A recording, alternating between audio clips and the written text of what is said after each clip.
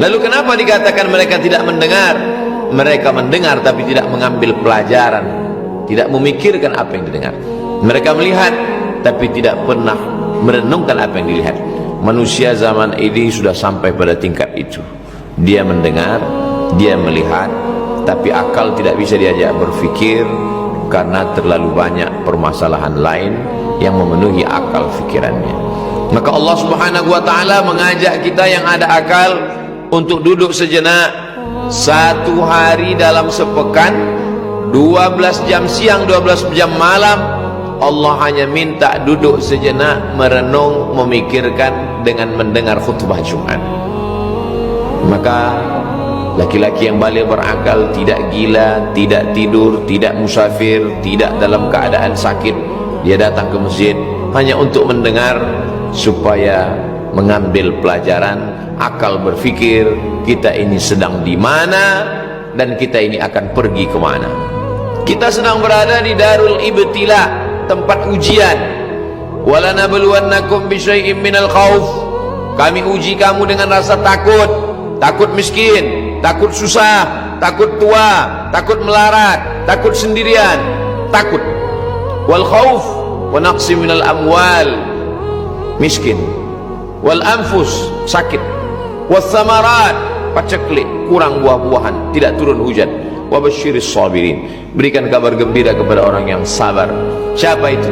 Alladzina idza asabatkum musibah, ketika ujian itu datang, qalu, mereka berkata, inna lillah, kami tidak berkecil hati tapi tidak berduka lara, semua ini datang dari Allah. Wa inna ilaihi raji'un, dan semua akan kembali kepada Allah. Kalau ujian hidup ini besar, ada maha besar tempat menghadap, menyerahkan diri. Allahu Akbar, dia serahkan semuanya. Inna salati, salatku, wa nusuki, ibadahku, wa mahyaya, hidupku, wa mamati, matiku lillah. Ketika dia sedang dipuja-puji dengan jabatan, dengan kekuasaan, dan dengan popularitas, dia mengembalikannya kepada Allah. Dia tempelkan keningnya yang tinggi, kepalanya paling atas, ke tempat paling rendah, paling hina, diinjak-injak, tempat telapak kaki, lantai. Setelah itu dia pun mengaku bahwa yang suci bukan dia. Subhana rabbiyal a'la, subhana, yang suci engkau. Rabbiyal a'la, yang tinggi engkau. Wa bihamdi, yang terpuji engkau. Aku kotor, aku tidak suci. Aku rendah, engkau yang tinggi. Engkau terpuji, aku terhina. Begitulah seorang yang berfikir. Dia tidak hanya sekedar cerdas secara emosional, tapi juga cerdas secara pemikiran. Dia berfikir bahwa dunia ini hanya sejenak. Setelah itu dia akan berlalu melewati tempat ujian, dan puncak daripada ujiannya adalah ujian kematian. Maka selalu kita bacakan doa, Allahumma hawwin alaina fi sakaratil maut, ringankan kami waktu sakaratul maut. Apakah orang yang meninggal kemarin sore tahu bahwa dia hari ini akan mati dan tidak ikut sholat Jumat? Mereka yang meninggal pagi tadi tetap merasa bahwa dia akan ikut sholat Jumat, dia masih bisa berjalan besok pagi. Begitulah kematian itu datang secara tiba-tiba. Tidak semua yang sakit mati, tapi berapa banyak orang yang sehat mati mendadak. Tidak semua orang yang divonis dokter mati akan mati, tapi berapa banyak yang memvonis lebih dulu matian daripada pasien. Begitulah Allah Subhanahu wa ta'ala memberikan kita silih berganti. Wa tilkal ayyamu nudawiluha bainan nas, demikianlah hari-hari itu kami pergantikan. Tak terasa Jumat yang lalu sekarang sudah khutbah Jumat. Tak terasa tahun yang lalu hari ini sudah 1446 Hijrah. Lalu untuk apa kita diciptakan Allah di sini? Wa ma khalaqtul jinna, tidaklah kuciptakan jin wal insa, manusia, illa liya'budun, untuk beribadah. Lalu kalau kita ini beribadah, kenapa ada orang Islam yang menanam kelapa sawit? Karena menanam tanaman juga ibadah. Idza waqa'an ala ahadikumul qiyamah, kalau kamu sudah mau mati, wa fi yadihi fasilah, ada di tangannya bibit tanaman, falyughris, tanamlah. Walaupun sudah mau mati, mau sakratul maut, di tanganmu ada bibit kurma, ada bibit tanaman, tanamlah. Walaupun kita tak sempat mencicipi manis buahnya, tak sempat bernaung di bawah daunnya yang rimbun, tapi kita mendapatkan amal jariah dari menanam tanaman. Kenapa ada orang Islam yang menjaga toko, ruko, bisnis, dagang, jualan, karena berniaga juga ibadah. At-tajir pedagang, as-saduq yang jujur, al-amin amanah.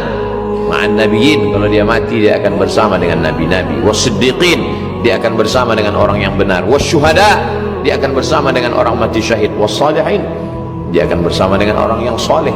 Itulah beda kita dengan Yahudi. Orang Yahudi menyediakan satu tempat namanya saumah, kuil. Mereka beribadah, mereka tidak keluar, tidak berinteraksi dengan masyarakat, mereka hanya beribadah. Dalam Islam, berniaga juga ibadah, bercocok tanam juga ibadah, bertani memakmurkan alam semesta juga ibadah. Ibadah yang paling hebat adalah mengurus orang banyak. Ada orang mengurus dirinya sendiri, tapi ada urus orang banyak. Makanan fakir miskin dia urus, anak yatim dia urus, tempat ibadah dia urus. Maka ketika nanti menghadap Allah, dialah yang pertama mendapatkan naungan Allah di padang mahsyar. Sab'atun yuzilluhumullah, dalam Sahih Muslim, 7 golongan yang akan mendapatkan naungan Allah. Yauma la dhilla illa dhilluh, hari itu tak ada tempat bernaung kecuali naungan Allah. Imamun adilun, pemimpin yang adil.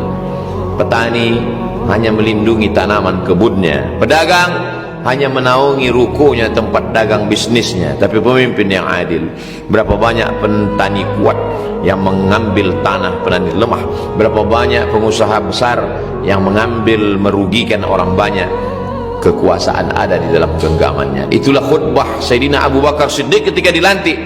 Al-qawiyyu fikum dha'ifun indi, kalau ada di antara kamu orang yang kuat, dia lemah di hadapanku. Hatta akhudhal haqqa minhu, aku mengambil hak fakir miskin darinya. Wadha'ifu fikum qawiyyun indi, kalau ada di antara kamu orang yang lemah, fakir miskin, rakyat jelata, maka dia kuat karena aku akan menguatkannya dengan kekuasaan yang dititipkan Allah di ujung jariku. Begitulah Allah Subhanahu wa ta'ala membuat kita hidup di atas dunia. Tidak ada orang yang punya kemauan sesuai dengan kenyataan. Ketika kita berkeinginan sesuai dengan kenyataan, Allah ingin kita bersyukur, alhamdulillah wa syukrulillah wala haula wala quwata illa billah. Tidak sesuai keinginan kita dengan kenyataan, Allah ingin kita bersabar. Inna lillahi wa inna ilaihi raji'un. Syukur dan sabar juga ibadah.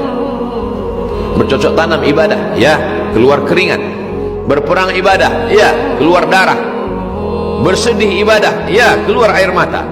Tapi bagaimana dengan orang yang tahan menerima ujian Allah? Ibadahnya adalah ridha, menerima keputusan Allah Subhanahu wa ta'ala. Mana yang lebih besar pahala, syukur atau sabar? Orang yang bersabar, la in syakartum la azidannakum, kalau kamu bersyukur akan kutambah. Tapi orang yang bersabar, innama yuwaffas sabiruna ajrahum bighairi hisab, orang yang bersabar diberikan balasan bighairi hisab, tak bisa dihitung, tak bisa dikira, tak bisa diduga, tak bisa disangka. Itulah balasan. Maka Allah tidak menyebut aku bersama orang yang bersyukur. Allah mengatakan innallaha ma'as sabirin, aku bersama dengan orang yang sabar. Karena orang yang sabar, dia mengedepankan Allah dari hawa nafsunya, dari keinginannya. Sampai kapan kita menjalani hidup ini? Sampai menurut Allah waktunya sudah cukup. Kata orang Melayu, membang jatuh, kelapa pun jatuh. Kelapa tua jatuh lepas, kelapa muda pun akan lepas. Jangankan kelapa muda, kalau kita tegak di bawah pohon kelapa, maka mayangnya pun jatuh juga. Tidak ada yang dapat menjamin kehidupan.